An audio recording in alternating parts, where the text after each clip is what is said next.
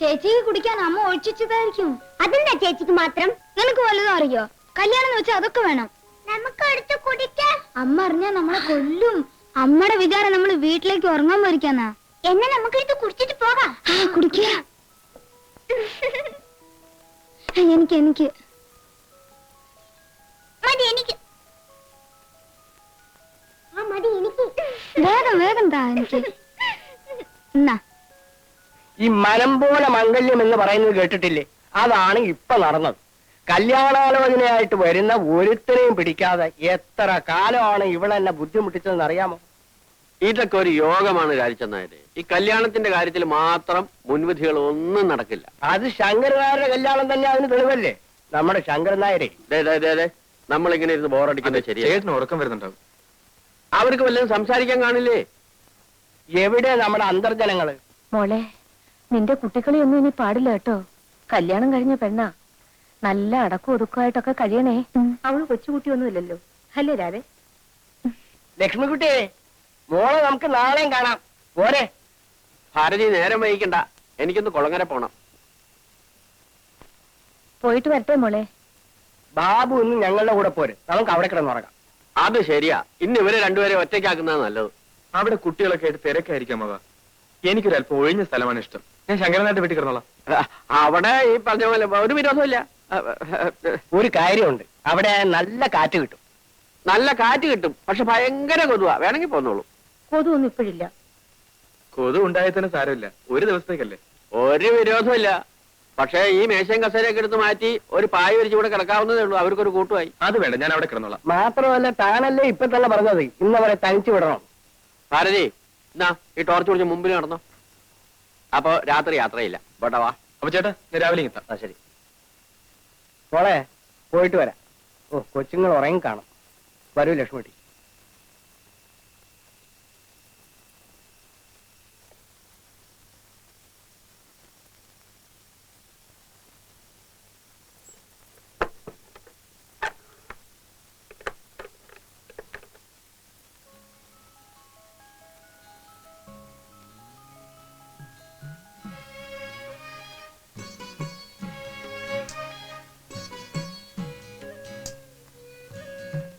എന്താ അവിടെ തന്നെ നിന്ന് കളഞ്ഞേ? ഏയ്, എന്താ ഇത്? ആദ്യ രാത്രി എന്ന് പറയുമ്പോ ചില ചടങ്ങുകളൊക്കെ ഇല്ലേ? എന്താ? ആദ്യം തന്നെ പാൽ നിറച്ച ഗ്ലാസുമായിട്ട് വേണം ഒരു നവവധു മണിയറിലേക്ക് വരാൻ. പെണ്ണിന്റെ വീട്ടിലാകുമ്പോ അമ്മായിയമ്മ ഇതൊക്കെ ചെയ്യിക്കാറുള്ളത്. ഞാൻ നിർബന്ധിച്ചിട്ടാണല്ലോ ആദ്യ രാത്രി ഇവിടെ ആക്കിയത്. അതുകൊണ്ട് ഞാൻ തന്നെ പാല് കാച്ചി അടുക്കളയിൽ വെച്ചിട്ടുണ്ട്. പോയി എടുത്തുകൊണ്ട് വന്നാൽ മതി.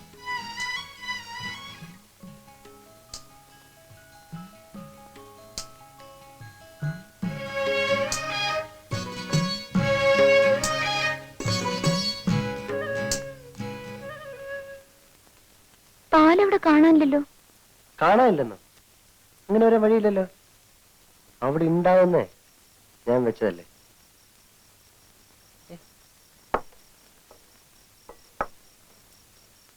ചിലപ്പോ ആ പിള്ളേരെടുത്ത് അടിച്ചു കാണും. ഇപ്പൊ ഒന്നും പറയാൻ പറ്റത്തില്ലല്ലോ, അളിയന്മാരായി പോയില്ലേ. സാരല്ല, പാലൊന്നും വേണ്ടെന്നേ. അത് പറ്റില്ല. എനിക്ക് കാര്യത്തിൽ ചില നിർബന്ധങ്ങളൊക്കെ ഉണ്ട്. നമ്മുടെ പഴയ ആചാരങ്ങളൊക്കെ മറക്കാൻ പറ്റുമോ? ഇത് കണ്ടോ അമൂൽ, തൽക്കാലം ഇത് ഞലിക്കാൻ മതി. നമ്മളല്ലേ അറിയൂ.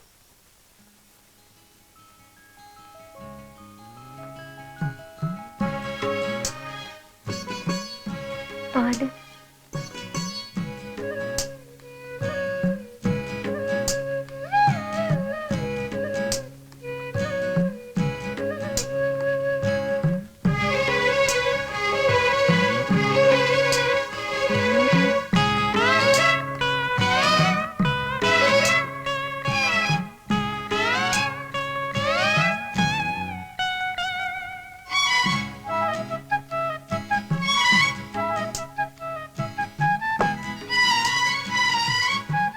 എങ്ങനെയുണ്ട് ഈ അലങ്കാരങ്ങളൊക്കെ?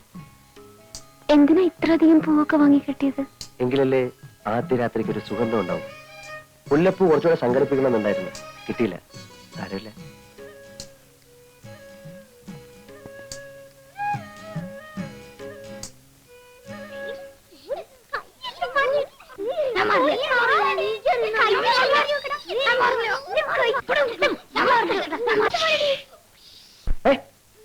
ഇങ്ങോട്ട് നോക്കി.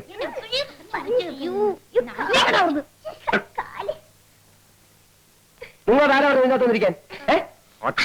വിനയ മോനെ, വിനയൻ ഉറങ്ങിയോ?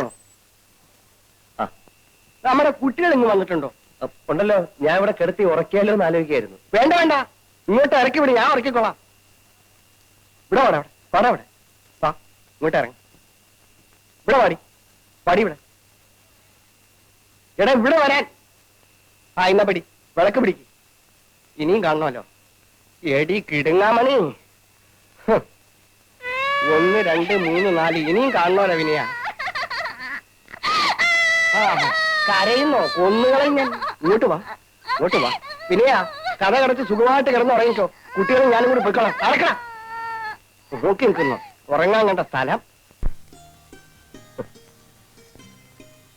ഇനി ആരെങ്കിലും ഉണ്ടോ നോക്കിയതാ. ഏതായാലും നിന്റെ അച്ഛനെ ഞാൻ സമ്മതിച്ചിരിക്കുന്നു. നിന്നെയൊക്കെ മേച്ചോണ്ട് നടക്കണല്ലേ, ചില്ലറ പാടൊന്നുമില്ല. ആയിരിക്കട്ടെ. നമുക്ക് എത്ര കുഞ്ഞുങ്ങൾ വേണം? ഒരു 5-6 ആയിക്കോട്ടെ അല്ലേ? പിന്നെ ആദ്യ രാത്രിയിലെ ഒരു പാട്ടൊക്കെ വേണ്ടല്ലേ? എനിക്കറിയില്ല പാടാൻ.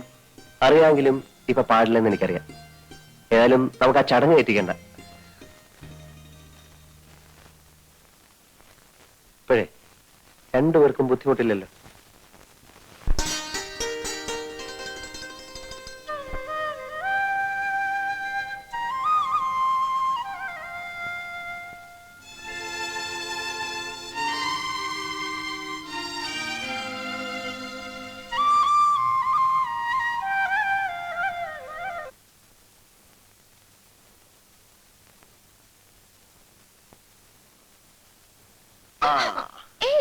നേരം എടുത്തറിഞ്ഞില്ലേ? ഇല്ല, കണ്ണടച്ച് തുറന്നപ്പോഴത്തേക്ക് വെളുത്തുപോയതുപോലെ. അവിടെ ഇരുന്നേ. ഞാനൊരു സൂത്രം കാണിച്ചേട്ടെ. എന്താ?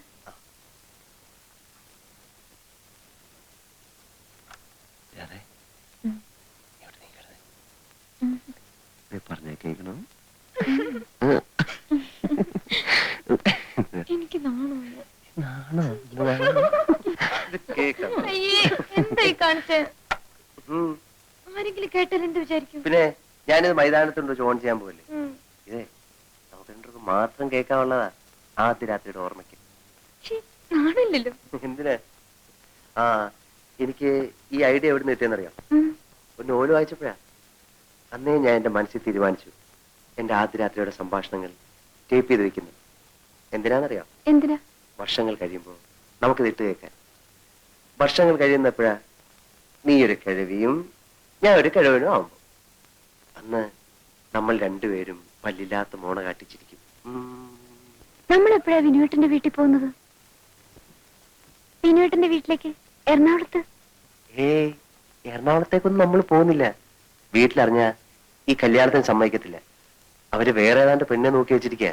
അതുകൊണ്ട് ഞാനും ബാബുവും കൂടെ സൂത്രത്തിൽ നമ്മുടെ കല്യാണം നടത്തിയല്ലേ. അപ്പൊ അച്ഛനോട് പറഞ്ഞല്ലോ ആര് കല്യാണം കഴിച്ചാലും വിനുവേട്ടന്റെ അച്ഛനും അമ്മയ്ക്ക് സന്തോഷമാണെന്ന്. അയ്യോ, അതൊക്കെ ബാബു തട്ടിവിടുന്നതല്ലേ. അവൻ എന്നെ പോലൊന്നും അല്ല. മുഖത്ത് നോക്കി കള്ളം പറയാൻ യാതൊരു മടിയില്ല. ഞാൻ നിന്നെ കൊണ്ട് അങ്ങോട്ട് ചെന്നാലേ അവരെന്നെ വീട്ടിൽ നിന്ന് ഇറക്കി വിടും. എനിക്ക് വിനുവേട്ടന്റെ വീട്ടിൽ പോണം. ഇടി പെണ്ണെ, നീ ഇങ്ങോട്ട് നോക്കി. ഇതല്ലേ നമ്മുടെ വീട്. നമുക്ക് കുറച്ച് കഴിയുമ്പം ആ പുഴയോരത്ത് കുറച്ച് സ്ഥലം വാങ്ങിച്ച് ഒരു കൊച്ചു വീട് വെക്കണം. ഞാനില്ല അതിനൊന്നും. പിന്നെ എനിക്ക് വിനുവേട്ടന്റെ നാടാ ഇഷ്ടം. നമുക്ക് എത്രയും വേഗം ഇവിടുന്ന് പോണം. പോയിട്ട് പട്ടണത്തിലൊരു ജോലി വാങ്ങണം. എന്നിട്ട് നമുക്ക് അവിടെ കഴിയാം. നീ എന്താ ഈ പറയുന്നത്? ഭാരതത്തിന്റെ ആത്മാവ് എവിടാ നിനക്കറിയാം? എവിടെയായാലും ഈ നാട്ടിൻപുറത്തുനിന്ന് പോണം നമുക്ക്.